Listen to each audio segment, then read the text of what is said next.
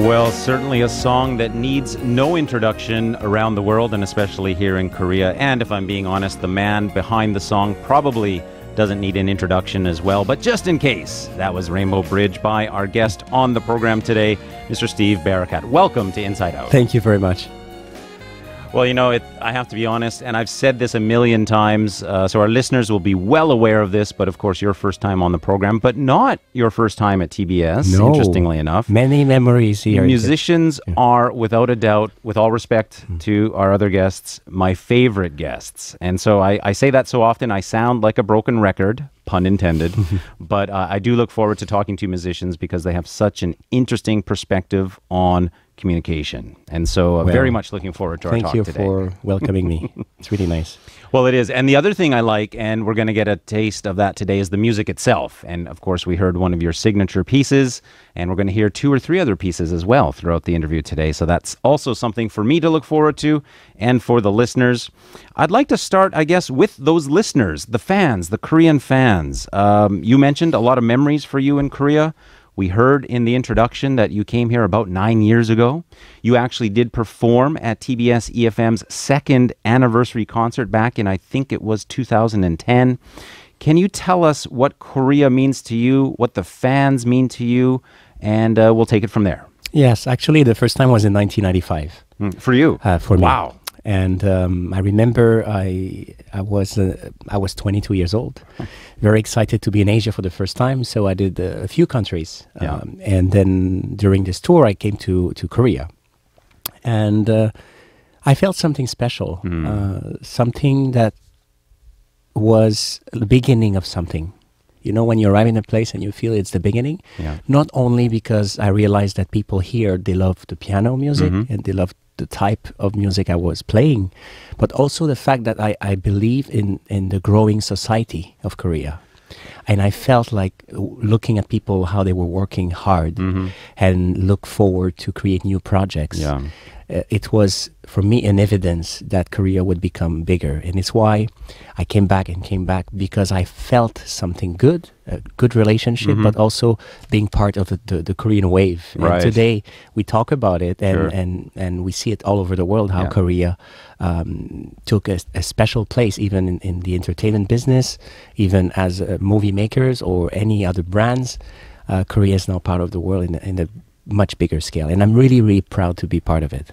You know, that's very interesting to hear you say, and I think that if you recognize that in 1995, at the tender young age of 22, you were very astute for your age at that time, because it's very true. Everything you said is exactly right. Koreans, of course, are very hardworking and a lot of new projects, and then, of course, in 1995, I don't think there would have been many people who would have predicted the Korean wave, as you talked about, and not just in music, but also in film and in other areas. And if I mention film, I should briefly mention that we do have not only a special guest today, but a special event going on here on Inside Out. We are being recorded for the TBS eFM digital magazine that will be coming out soon. And so, of course, if people want to look into that, they can visit the website, tbsefm.seoul.kr, and look for the link to the digital magazine. So hello to everybody there. And if I could, Mr. Barakat, could we ask you to say hello to our video listeners as well? Hello to all.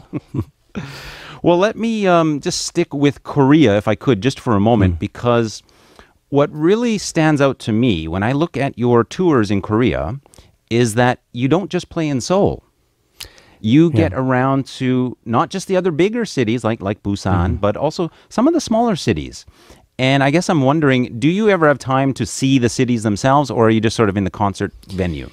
To be honest with you, it's hard Sure. because we travel a lot for a short period of time. But I had time to visit Busan, of course, Daegu, which I really enjoyed. Well, thank you very much. That's my Korean hometown. My Great. wife is from Daegu, so I always love it when guests mention Daegu. And you Gives can me a walk chance to around do the city, same. which is something that you can feel like in Europe in a way, because you can be in the old part, in the downtown, and you can enjoy walking, and I really enjoyed. So yes, it's because the first time when I came at the beginning, I was in Seoul, and now I discover the countryside. And I dream to go to Jeju. Every time I come, I always say, I want to see Jeju, and I've never been. Really? And it's on my wish list. Maybe next week. I don't know. Maybe. Well, I certainly hope that you do get the chance. It is a lovely area. I've been there maybe 4 or 5 times during my time in Korea. And like you said a moment ago, it's certainly no exception to the development of Korea. It was always a beautiful place, and it's become even more so. And so, I hope you get down there for a concert, especially for the people down in Jeju. But if not that, just just for a trip with you and your lovely wife. Yeah. One last Korea question for now. What brings you to Korea this time around? Of course, I know there's some music involved, but I've heard there are a few other things as well. So please tell us what brings you to Korea. Of course, the White Day it was the main subject because being part of Korea's everyday life, especially when it's White Day or Valentine's or Christmas, I love being here because it's meaningful. And so we did 2 concerts in Gwangju and also in Seongnam this time. Okay. And of course, I love the energy of performing for couples and for families. Right. And I really enjoy performing this time. And of course, I was here also to present a new project, the brand called Rainbow Bridge Story. So we did a few events for promoting this new brand, which is a very fascinating concept based on the successful song. It's a relationship icon that we created to make people's life with memories, to be part of special moments. So we created a greeting card collection. And people can now have more and more and more Rainbow Bridge Story where they can share their story on Facebook. So it's very interesting because we see a tremendous reaction. I was at Hyundai department store to release it. And people really, I think it's very part of the culture to share moments and to give to others. Very much so, yes. Yeah, again, 2 very good observations about Korean society and Korean culture. Very sharing and very giving. Absolutely. Let's stick with the Rainbow Bridge Story then for a while. Of course, the song, very, very well known. It was one of the things that, in preparation for today's interview, I was listening to some of your pieces. And as soon as I heard that, I didn't know the name. I have to be honest. But I'm like, wow, this gentleman's going to be on my program. Because you hear that song everywhere. But where did the idea to turn this into a relationship icon come from? The so-called Rainbow Bridge Story. Where did the idea come from? Actually, very interesting because it came after a radio interview. Oh, great. And when you develop something, you present something, it takes sometimes many years to understand why you do it and for who you do it. Sure. And during this interview, actually, the host mentioned that Rainbow Bridge was part of people's life.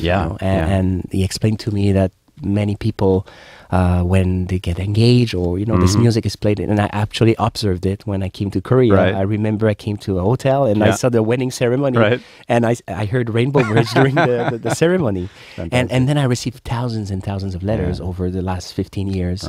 People sharing their moments and telling me, Rainbow Bridge, when I was studying in university, I was listening to Rainbow Bridge and your music to give me good energy. So, and then I realized during the interview that people have Rainbow Bridge stories. Meaning that this music is part of moments. And after the interview, I realized that we have to focus on people's story. Because I'm a musician, I'm there. But at the same time, I think it's more important to be part of their lives. And it's how it started.